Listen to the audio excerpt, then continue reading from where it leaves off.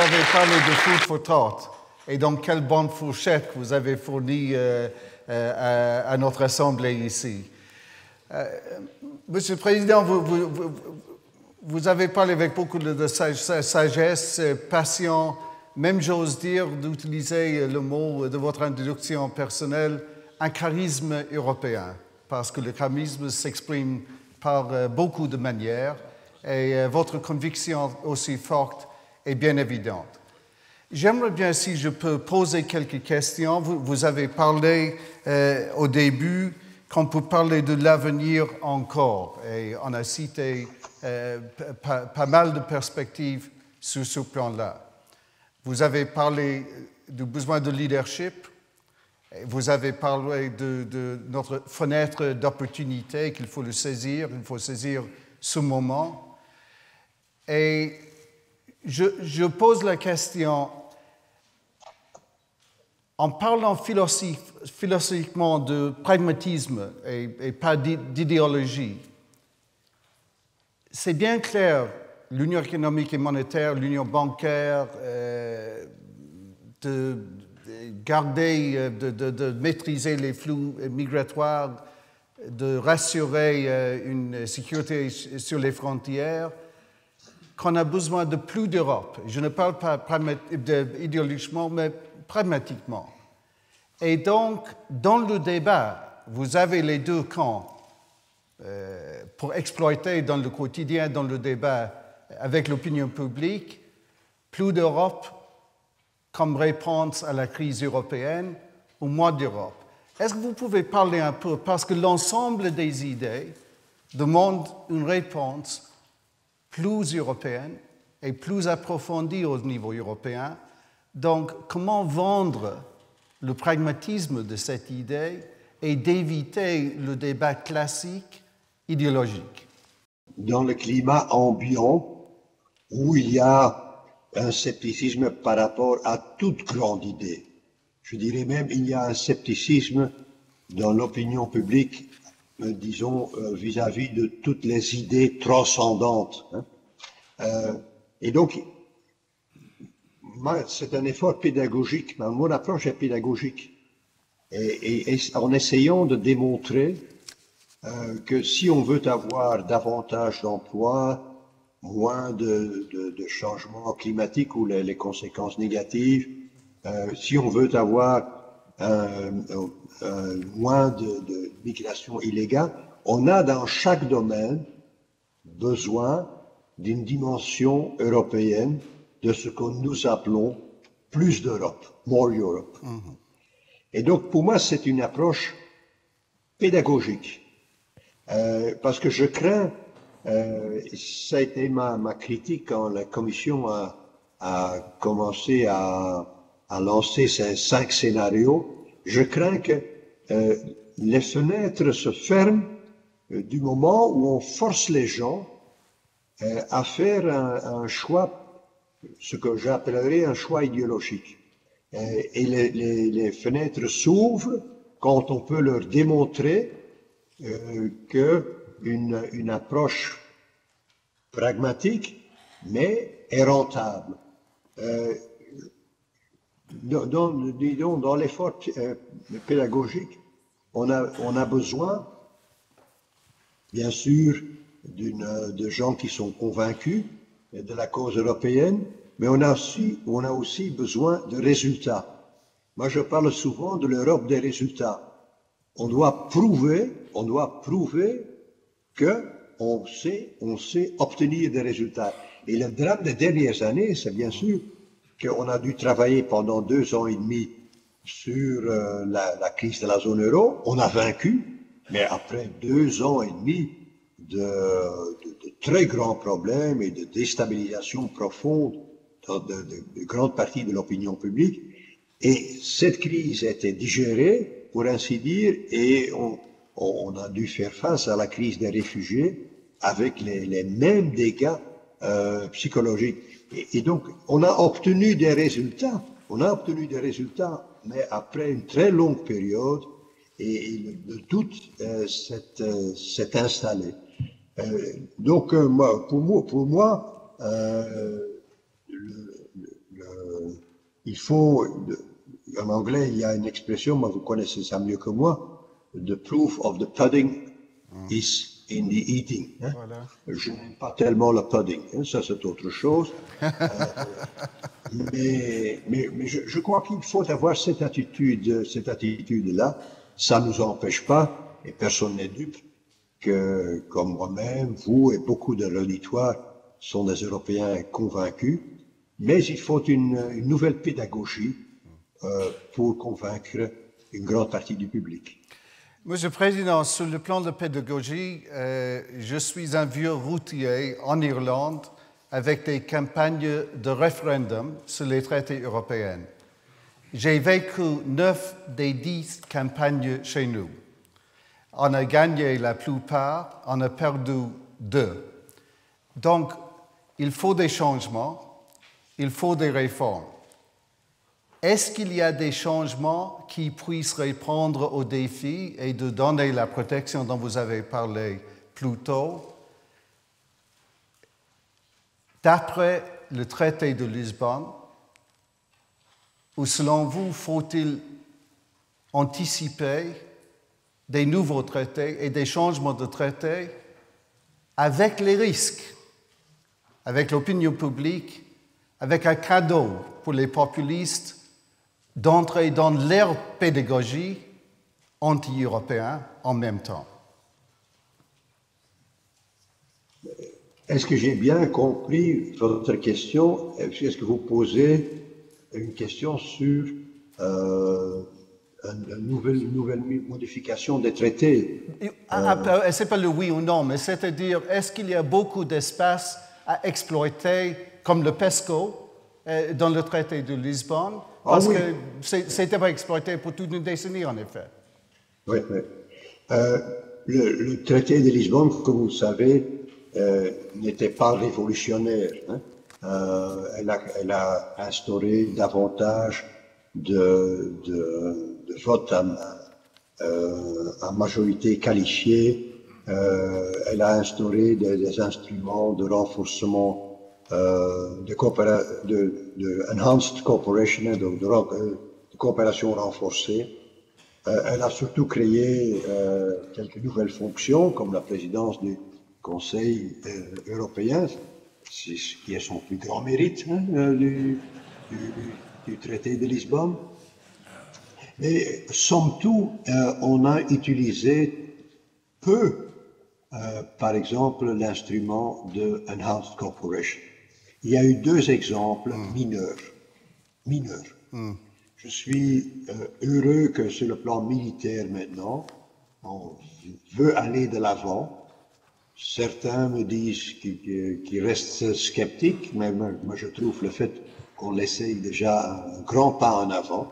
Et on le fait d'ailleurs avant qu'il y ait une initiative franco-allemande ou du Conseil européen sur une nouvelle énergie pour l'Europe. Hein. Donc tellement on en est conscient. Mais dans certains domaines, on n'a pas encore suffisamment utilisé les possibilités. Il y a aussi des échecs.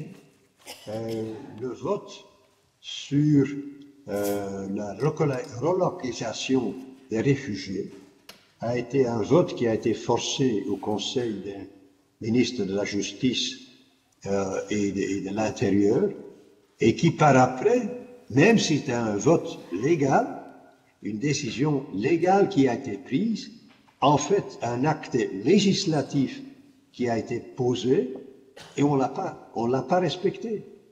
Et donc c'était un des grands pas en avant, disons, du traité de Lisbonne.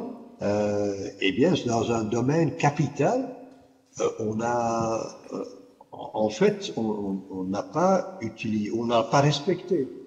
Ce qui, pour moi, est un problème vital de l'état de droit dans l'Union européenne. On peut se poser la question, ça c'est autre chose, que dans un domaine si vital, si au centre de la politique nationale, comme la migration, on peut prendre des décisions majorité contre minorité. on peut se poser la question. Mais une fois qu'on a pris la décision, et elle a été prise il y a 2 ans, il faut que elle soit respectée. Pour le reste, moi j'espère, et je donne encore une réponse qui vient un petit peu au-delà de votre question. Moi j'espère que s'il y a un plan pour une nouvelle ambition pour l'Europe, que ça va au-delà des institutions, des fonctions ou des procédures. Moi, je ne suis pas chaud quand on parle d'un nouveau ministre des Finances pour la zone euro ou d'une assemblée parlementaire pour la zone euro. Je ne crois pas que c'est ce que les gens attendent. Je crois que les soucis de pas mal de nos citoyens dépassent largement nos débats purement institutionnels. Quand le président Juncker a lancé l'idée, par exemple, de mettre ensemble la fonction du président du Conseil européen, du président de la Commission européenne, il se peut qu'il y ait même des possibilités à l'intérieur du traité pour le faire, mais je ne crois pas que c'est ce que les gens attendent. Et il se peut d'ailleurs, et je l'ai dit à mon grand ami d'antan, Jean-Luc Dehaene, toi Jean-Luc, tu crois que le président de la Commission deviendra président du Conseil européen, et il se peut que c'est le président du Conseil européen qui deviendra président de la Commission. Alors, le but n'est pas atteint. Enfin, ton but n'est pas atteint. Donc, oui, il faut épuiser toutes les possibilités du traité, mais il ne faut certainement pas se lancer dans de nouveaux débats. Et je vais vous épargner, Monsieur le Président, un second tour ou un 9e ou un 10e tour dans un référendum en Irlande pour la défense. Merci beaucoup, cher Président. Une autre question, si je peux. Vous avez parlé du Conseil, des pays membres de la Commission, et ce n'est pas une sensibilité personnelle, mais pas un seul mot du Parlement européen. Il y aura des élections l'année prochaine qui porteront une visibilité européenne. Donc, votre projet, vos idées sur les élections, sur une campagne et sur le Parlement, s'il vous plaît. En juin 2019, on a perdu pas mal de temps avec la longue crise politique en Allemagne. On avait cru que l'Allemagne aurait un gouvernement avant la Noël et qu'on pourrait travailler sur ce qu'on a appelé le leadership agenda du Conseil européen déjà à partir du début de l'année. Ce sera probablement Pâques de cette année avant qu'on l'entame. En fait, on devra y travailler à ce programme dans les mois qui viennent. À partir du début de l'année prochaine, on sera dans une campagne électorale européenne qui est moins engageant pour un homme politique national que ces élections nationales. Il faut bien s'en rendre compte, les élections européennes n'ont pas le même poids que les élections nationales. C'est une simple un constat, c'est pas une question de ce que je veux, mais quelque chose que je constate. Mais en tout cas, les choses deviendront plus difficiles à partir du début de l'année passée. Donc, notre window of opportunity, c'est quand je suis optimiste, je dis c'est une période de 9 mois. Et en 9 mois, comme vous le savez, dans la nature, on peut faire pas mal de choses. Mais donc, je crois qu'on doit utiliser cela à fond. J'espère, comme vous, qu'entre-temps, on ne doit pas s'occuper tout le temps des négociations sur le Brexit, parce que ça peut fausser ou court-circuiter toute l'agenda qu'on avait imaginé pour le programme européen. Et les dernières nouvelles ne sont pas rassurantes. C'est un understatement. Monsieur le Président, en pensant du Brexit, il y aura laissé, après le départ des Britanniques, s'ils départent, il y aura un trou budgétaire en Europe un minimum de 10 milliards d'euros. Et on a déjà lancé, il y a une semaine, le débat sur les perspectives financières du moyen terme, the Medium Term Financial Framework. Que pensez-vous de cette œuvre qui, normalement, est très difficile entre les pays payants et les pays qui reçoivent les ressources? Et faut-il, cette fois-ci, saisir le moment d'investir plus en Europe avec une manifestation très claire, pas une manifestation, avec une perspective très, très claire en ce qui concerne le renouvellement de la politique budgétaire et une croissance dans les ressources disponibles pour l'Europe? J'ai mené les négociations la fois passée. On a conclu, je crois, en février 2013, les négociations pour le Multi-Annual Financial Framework pour la période 2014-2020. C'était une négociation laborieuse.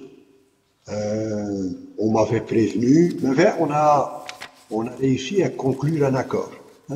Et c'est ça qui reste, c'est le résultat qui compte. Mais c'est une discussion bizarre parce que chaque pays est là avec son compte à lui. Et les créditeurs, les débiteurs, qu'est-ce qu'on avait auparavant, qu'est-ce qu'on a maintenant, on a payé autant, qu'est-ce qu'on va payer dans le nouveau budget, etc. Et il n'y a pas trop d'esprit européen là-dedans. C'est un exercice à certains moments d'apothicaire. Maintenant, la situation est, comme vous le dites, encore plus compliquée parce qu'il y a 10, 12 milliards qui manquent. Bien sûr, sur le produit intérieur brut européen, c'est 2 fois rien. C'est 2 fois rien. Mais on est dans une situation tellement crispée, on l'était dans le temps, on l'est encore aujourd'hui, que si on a un budget européen de 1,02, là c'est pratiquement la limite qu'on puisse supporter. Il faut bien se réaliser qu'en Europe, et je vous apprends rien quand je vous dis ça, en Europe, la moyenne des dépenses publiques de tout genre, fédéral, régional, sécurité sociale, etc., est de pratiquement 50%. Le budget européen est de 1%. Et donc, on discute sur ce qui est derrière la virgule, comme on n'en discute jamais au niveau national. Mais les choses sont ce qu'elles sont. Je crois que la Commission a une optique pour laquelle il y a beaucoup d'arguments. C'est que il faut combler ce trou par des moyens propres, par une augmentation de certaines recettes, et certains pays sont prêts à augmenter, pas dans une mesure extravagante, mais augmenter leur contribution, de sorte que la casse après le Brexit soit le moins grand possible. Ceci étant dit, ce sera toujours un effort d'assainissement. Et on devra voir dans quel genre de dépenses on doit couper pour donner davantage d'espace à sécurité, on a parlé de la défense européenne, à migration, et bien sûr, on doit garder ce qu'on a investi dans les programmes de recherche et de développement, où là, l'effort européen doit être a vraiment une valeur ajoutée. Mais ce sera, même après une augmentation des contributions et après certaines ressources propres, ce sera, disons, un exercice dur. Et pour qu'on donne, disons, suffisamment de moyens financiers à certains nouveaux domaines, il faudra que dans certains autres domaines, on fasse moins. Je vous signale encore un point qui peut jouer un très grand rôle. C'est que s'il n'y a pas de solution qu'on trouve sur l'article 7, l'application de l'article 7, en l'occurrence par rapport à la Pologne. Vous savez que toute la procédure a été mise sur pied, mais il faut une décision unanime du Conseil européen. Et si nos amis hongrois disent on soutient en tout cas la Pologne, rien ne pourra se faire. Et est-ce qu'on peut se permettre, en tant qu'Union européenne, d'avoir une dérive démocratique et des institutions dans un pays, constater que les instruments n'y peuvent rien et passer à l'ordre du jour? Et donc, certains États membres posent la question, est-ce qu'il ne faut pas, d'une façon ou d'une autre, lier certains fonds au respect de certaines valeurs? Bien sûr, les critères pour mesurer ça ne sont pas évidents, et il faut aussi un soutien suffisamment grand dans l'Union européenne. C'est un exercice difficile. Ce qui complique encore l'aspect facture que vous avez mentionné après le Brexit, mais il y a cette plaie ouverte si, entre-temps, on n'a pas trouvé un accord avec la Pologne sur le respect de certaines valeurs fondamentales de l'Union. Et le problème se posera à un moment donné lors de la confection du budget européen. Certains pays ne seront plus prêts à montrer leur solidarité par rapport à un pays qui n'est pas solidaire sous multiples formes. Et donc, moi, j'espère de tout cœur qu'on pourra résoudre le problème, disons, bien avant, mais les perspectives ne sont pas glorieuses. Bon, ça c'est vrai. Une dernière question, si je peux poser. Vous avez travaillé avec le président Obama pendant les années de votre présidence, et maintenant il y a un changement de personnalité. Quand j'ai écouté, disons, la claque américaine pour le Brexit, c'était un peu incarné par le candidat Trump à l'époque. Il a abandonné son premier jour, comme vous avez dit, le TPP, le Trans-Pacific Partnership. Il a posé les questions de fond sur l'adhésion des États-Unis à l'accord de Paris venu de COP21. Il pose des questions sur l'accord avec l'Iran. Il a son comportement, disons, hors du système normatif classique que nous savons. Donc, que pensez-vous des effets de Trumpisme sur l'avenir de l'Europe? Jusqu'à présent, c'est plutôt l'inverse. C'est-à-dire que l'Europe n'en sort pas en tant que telle affaiblie. Au contraire, l'Europe s'engage encore davantage avec les Chinois dans la politique climatique, dans la politique de libre-échange, avec pas mal de pays avec lesquels d'ailleurs les États-Unis étaient sur le point de conclure des accords, avaient déjà conclu des accords. Donc pour l'Europe, on n'en souffre pas. Seulement l'Occident en souffre. L'Occident devient beaucoup plus faible. Et ça, c'est une chose tout à fait regrettable. C'est un mot encore très doux, très soft. C'est un affaiblissement du monde que nous représentons aussi, l'Europe et les États-Unis. Ceci étant dit, j'espère toujours que ça se limitera à 4 ans. Alors the harm is done, mais c'est pas trop catastrophique. Et il faut aussi ajouter que, disons, l'unilatéralisme américain n'est pas tout à fait nouveau. Hein.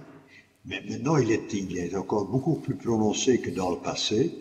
Mais sous le président Bush Jr., il y a aussi eu beaucoup d'unilatéralisme, retrait de certaines institutions, bien sûr, la guerre en Irak, qui était l'exemple de plus visible d'action unilatérale en dehors de tout le contexte des Nations Unies.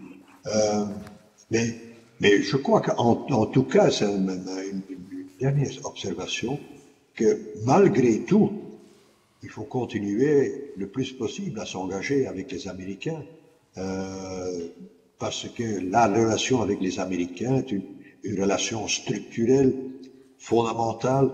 On passe un moment extrêmement difficile, mais il faut continuer à garder le contact. Vous savez, avec les Russes et avec les Chinois, on a cette double attitude, firmness and dialogue. On a cette attitude depuis des dizaines d'années. Bien, avec les États-Unis maintenant, il faut dire ce que sont nos positions. Il faut être ferme sur nos positions. Et il faut continuer à parler. Si on le fait avec les Chinois et avec les Russes, il faut bien sûr le faire avec nos alliés américains. Mais j'espère de tout cœur que ce sera un mauvais moment et qui sera passé d'ici 3 ans. Hein. Un moment de honte est vite passé.